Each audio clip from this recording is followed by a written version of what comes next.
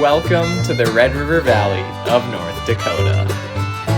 A land flowing with milk and honey.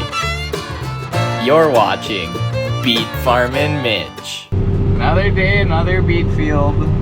So we're probably about halfway through our harvest campaign, and we're harvesting a high tonnage variety here. My last episode, we harvested a higher sugar variety. Now we're harvesting a higher ton variety, so a little less sugar percentage, but more tons.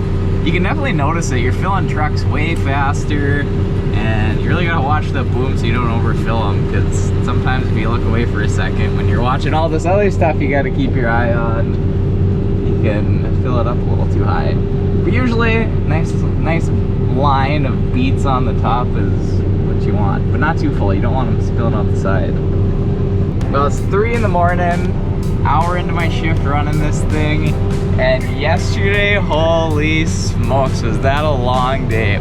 So we have 2 harvesters and 2 harvester tractors, and our road tractor is having a PTO fault, so you can't even run the lifter, and we have our special Artsway wired into there, Artsway auto depth wired into there. And so we haven't been able to use our second harvester, so I've just been loading truck after truck after truck after truck, and that's how it was all day yesterday pretty much. So it's busy, man. I don't have like any downtime. I can't even sneak out and check things over quick. I mean, sometimes I'll get a minute, but man, it's been busy. At least this harvester hasn't had any breakdowns. You know, having that other one not going makes a big difference. You can see there's a truck following behind the one I'm loading, and that basically helps this harvester keep going, but that also means that that truck's not getting loaded when it could be getting loaded. So at night I use my little arrow panel that's up at the front of the tractor to tell him when to go forward. And when he's loaded, I'll flick it up and down a few times, and then he knows that's kind of the signal. So when I get to the end here, I'll shut it off on him and then give him the signal. You can kind of see it up there. He's a good truck driver, so he always gets a nice line of beets on the top. You don't want him to be overloaded. You don't want beets to be falling out the side. That's a kind of a hazard. So you just kind of keep it within reason. And it's dry, so at least we know they aren't going to get stuck, which that's a big help. So my dad's on the topper. He's on his last half around, and then off to a new piece, and we got to open that one up. Our truck drivers are all trained in. They know how to do a good job with opening up fields, because you got to kind of drive on some of the beets for a little bit and stop, and so we're gonna have to do that, but everybody kind of knows how to do that now, which is very beneficial. Oh look, we got another truck here. Pretty much when I'm running this hard, every moment I get, I better go inspect things just to see, make sure everything looks good. The night shift. I actually was able to get out of here at a decent time yesterday, so I did get like 7 hours of sleep last night, so that's nice. That was getting to be some long days. We're gonna just kind of inspect this thing. It hasn't really been building up with mud. It's a little lighter ground here. We did just have to replace, there's these little fingers on the end. Sorry if you can't really see it that great. Kind of light's weird here, but anyway, one of those fingers broke, so we just fixed that. I usually check for stuff like that, and check chain tensions, make sure those are good, make sure everything's oiled up good. There's that beet up there. Do you see that beet under that light? It's bothering me. I wonder if I can get it with my scraper. Might be able to get it here. Oh yeah. Got it. So it's kind of hard to see, but you can see some chipped beets behind here. It's not perfect behind here, which is unfortunate. Obviously you want it to be perfect, so we might have to get our grab rolls repaired for next year. They just wear out over time. We can take a look at them here quick. We look in here, these are the grab rolls, and once those start getting worn out, there's kind of a bigger gap in between, and that's designed to help suck the mud and dirt through the bottom of the machine and the beets to roll through. And if those get worn out, then the beets will start getting sucked through, and starting to see a few more chips behind here, so we might have to get those replaced this winter. But it's a pretty big project, so it's not like it's something you do every year. Darn. Now to wake the seat up. Actually cleaned it off. There you go. Well, it's about time for breakfast. We got a frosted brown sugar cinnamon Pop-Tart, courtesy of Jenny. Thank you, Jenny. She does not pack my lunch, but she does help me buy the goods I need to get through this time. I've got chicken quesadilla with some rice on the bottom, some nacho cheese to dip it in. We got a fruit cup. This is kind of where I keep my sunglasses, chapstick, some spare ibuprofen, things like that, a salt shaker. So Jenny got a big jar of Starbursts, so I got that. Oh, and also, she threw this duck she named Ducky in my lunchbox to help remind me of her. And she put a cute note in here for me today. Today is the day the Lord has made. Let us be glad and rejoice. We wait all year for this season. How awesome. Stay safe, my love. There's the sugar beet, Jay. And so I'm a pretty inexperienced lifter guy. I mean, I started running this thing last year and I've ran it this year now quite a bit. But like, I'm not a veteran by any means. Still a rookie. So I still got a lot to learn. So it's been nice to kind of be really getting pushed to the test, getting challenged a little bit. I've been opening fields. That's kind of the first time I've done that.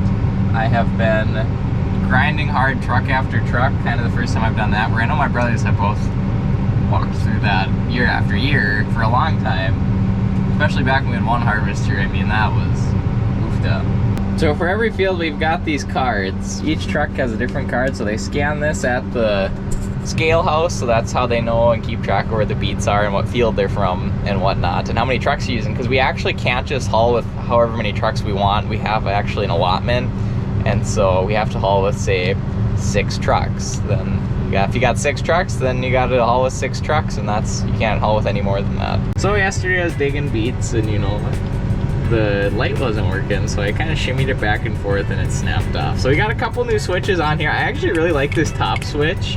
It's a nice metal switch. I think these are like plastic, so it's no wonder they broke.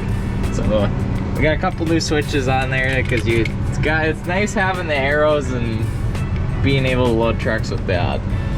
The last load. Just getting to the new field.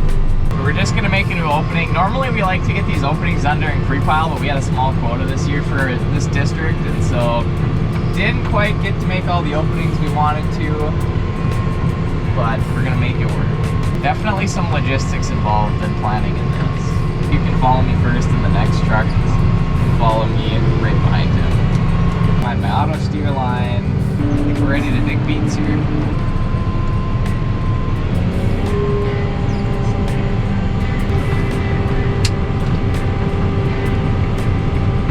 So you can see it's all beets in front of me. The trucks can't pull out on here.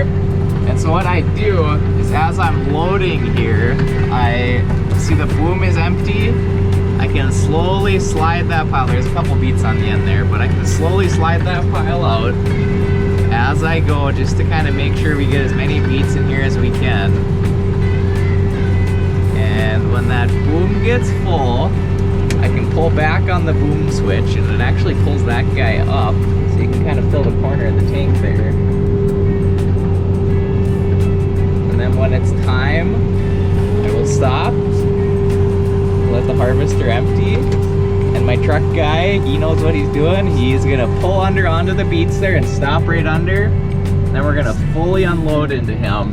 And then I'm gonna harvest some more and he'll pull under me and drive where I harvested, and then repeat the process. You just go south here and then follow the curve and it'll bring right to that pile. The speed limit for trucks on that road is 40, so you're gonna have to follow that too. 40 and 25, roger, just head straight south. So I'm gonna get this truck loaded here. So he's gonna be fully loaded. So I'm gonna tell him to wait there, and then I got another truck behind me. That truck behind me is gonna follow me. This guy's gonna wait here, and then the second truck will help me get to the end, and then we'll break through on the other side on the headland. And then they can both sneak out.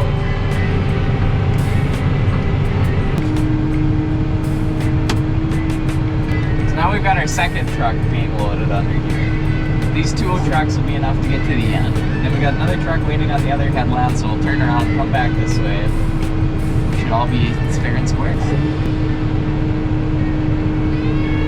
So I'm loading this truck here. And over here we've got 2 trucks waiting, so we should be able to let these full trucks go out. I might need to finish topping him off going this way, and these guys will follow, and then we'll just keep going. And then our opening should be kind of wide enough where everybody can just kind of be in the center opening and make it work.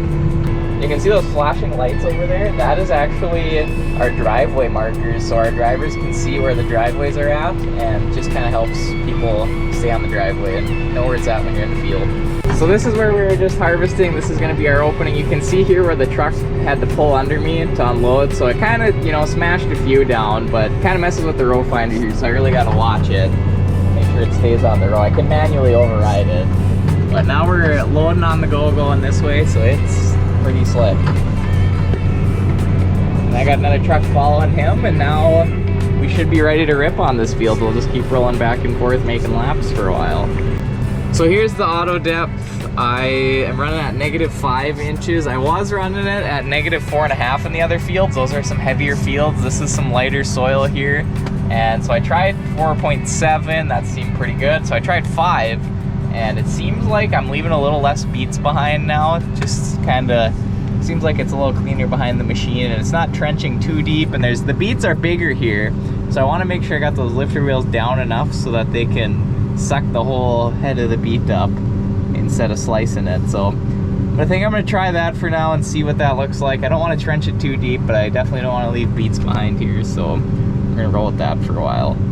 Well, it's 7 a.m. and I can just start to kind of see the sunrise hue coming up. I suppose that means it's just about lunchtime.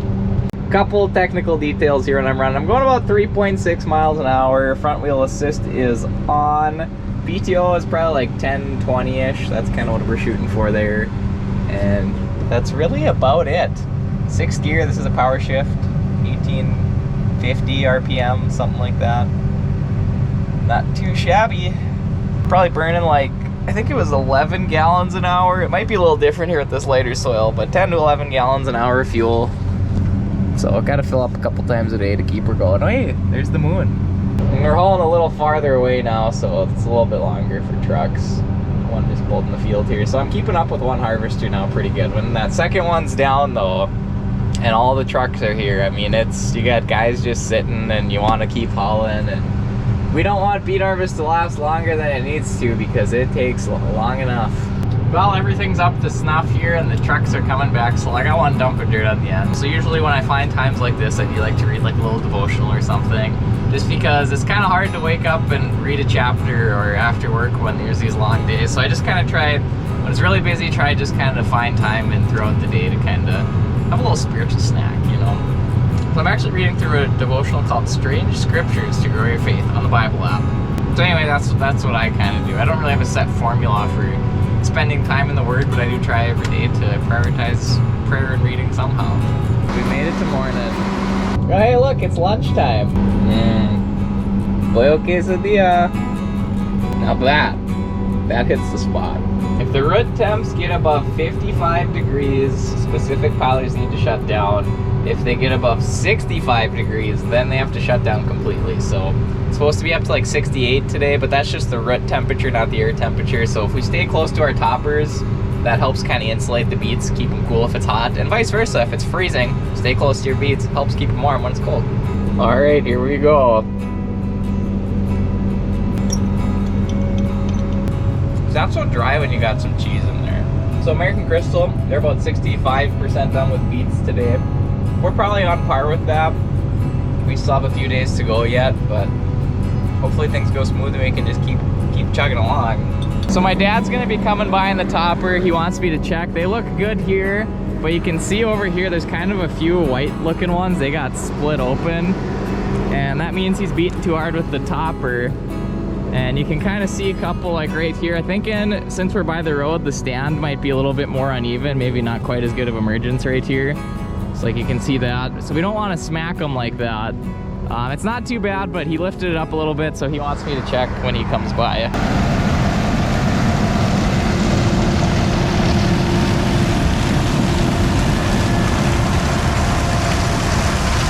Well, you can see it's beaten less here. This looks pretty good. He's probably gonna have to change it when we get back to a different spot in the field. Well, in other news, we haven't had any major truck issues, so that's good. A lot of minor ones, though. I'd say about at least one a day. Right now, we got like our hydraulic oil tank on one of the trucks. It's leaking when we drop the box. So Casey ran to Napa. He's gonna get a seal for it, try to fix that. Should be a pretty easy fix. But usually there's like at least a couple small things like that every day. Well, it's just about to the end of my shift here, so we will service this harvester up. So anyway, sorry for the awkward transition. Do you have any tamales left? Can I get a dozen?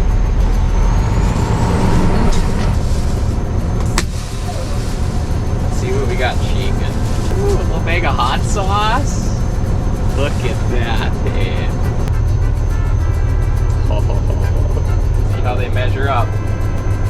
Oh yeah, top notch. So I'm in the truck now. I was finishing my shift yesterday. My uncle and I were servicing up the harvester, and he was greasing the paddle shaft, and he found a bearing out. So there's a bearing out on the paddle shaft on our one harvester that was running, because our other tractor was having some sort of electrical issues, having a PTO fault or something, and we couldn't figure it out. We were really in a crunch to get things running, and went home yesterday after scrambling. Came back to work for my shift at 2 a.m. and apparently the mechanics at Case found what was going on. It was a wiring short under the seat or something, so now we got 2 harvesters again. But we're just running one right now, so I'm in our spare truck and just trying to keep the beets moving, because it's a little bit of a longer haul. But hey, drive a truck all in beets, tamales, and I would crack this hot sauce, but I think I'm gonna wait, because I think I only get one shot at this. But we still got a few days of beet harvest left, so we're just gonna keep on grinding through it, man. It's a haul, but it's a good grind for sure. But usually by the end, we're ready to be done. Anyway, this is Beet Farmin Mitch, and don't forget, keep it spicy.